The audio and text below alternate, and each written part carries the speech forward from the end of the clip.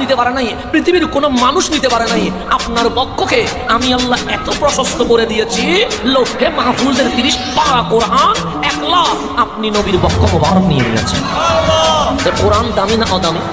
কোরআন কি আমাদের পিছে ঘুরবে না আমরা কোরআনের পিছে ঘুরবো? আমরা কোরআনের পিছে ঘুরবো, কারণ কোরআন আমাদের পিছে। একটা জিনিস মনে রাখবেন, যিনি মালিক উনি আল্লাহ, উনি সস্তা, আর যা আছে সব সৃষ্টি। কথা ঠিক না? আমি সৃষ্টি, নবী সৃষ্টি, আসমান সৃষ্টি, জিন সৃষ্টি, ফেরেশতা সৃষ্টি, সমস্ত কিছু সৃষ্টি, সস্তা আর সৃষ্টি। আর কিছু আছে?